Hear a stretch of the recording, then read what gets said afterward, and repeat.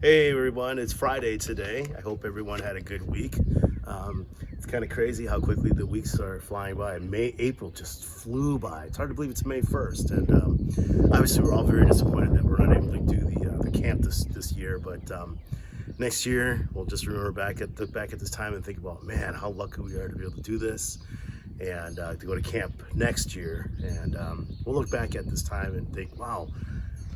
We hope this experience makes us stronger people. I know that it's challenged me to think about outside my comfort zone and do stuff outside my comfort zone, such as doing something like this. I never thought I'd be comfortable enough to record myself reading a book to you guys every single day. All right, so chapter 7, we left off where Stanley did his first hole, and he took it pretty much all day and the mental battle and the mental challenges he had doing that. And now he's done, and he sucked up his last bit of saliva and spit and decided not to take Mr. Pendaski's offer to walk back to camp, or to drive back to camp, but walk back.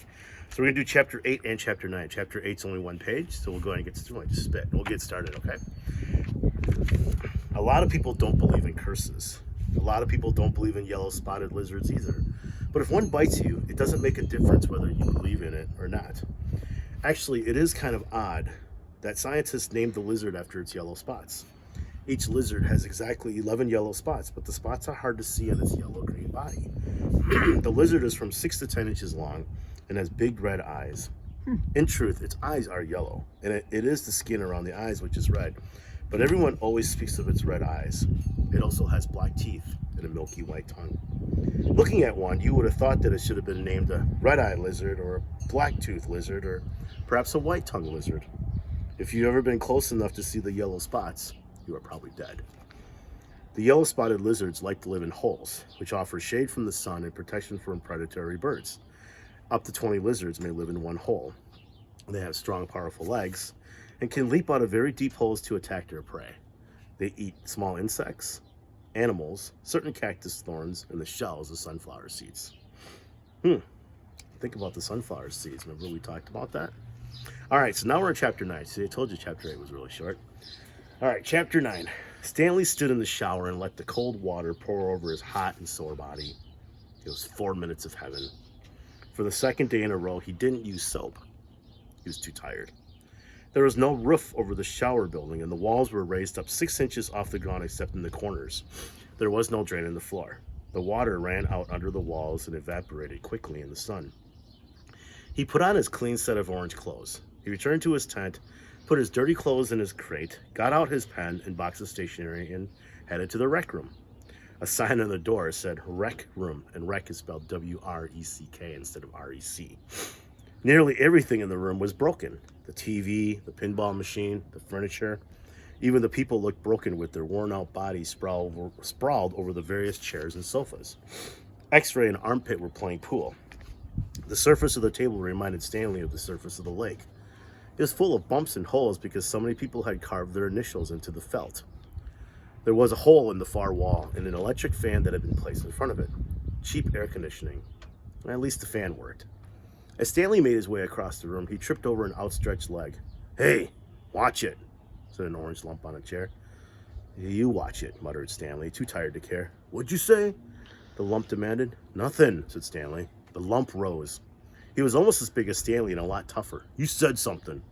He poked his fat finger in Stanley's neck. "What'd you say?" A crowd quickly formed around them. "Be cool," said X-Ray. He put his hand on Stanley's shoulder. "You don't want to mess with the caveman," he warned. "The caveman's cool," said Armpit. "I'm not looking for trouble," Stanley said. "Just tired, that's all." The lump grunted. X-Ray and Armpit led Stanley over to a couch. Squid slid over to make room as Stanley sat down. "Did you see the caveman back there?" X-Ray asked. "The caveman's one tough dude," said Squid, and he lightly punched Stanley's arm. Stanley leaned back against the torn vinyl upholstery. Despite his shower, his body still radiated heat. He wasn't trying to start anything. The last thing he wanted to do after killing himself all day on the lake was to get in a fight with a boy called the Caveman. He was glad X-Ray and Armpit had come to his rescue. "Well, how'd you like your first hole?" asked Squid. Stanley groaned and the other boys laughed. "Well, first hole is the hardest," said Stanley. "No way," said X-Ray. "The second hole is a lot harder. You'll be hurting before you even get started. If you think you're sore now, just wait and see how you feel tomorrow morning, right?" That's right, said Squid. Plus, the fun's gone, said X-Ray. The fun, said Stanley. Don't lie to me, said X-Ray. I bet you always wanted to dig a big hole, right? Am I right? Stanley had never really thought about it before, but he knew better than to tell X-Ray he wasn't right.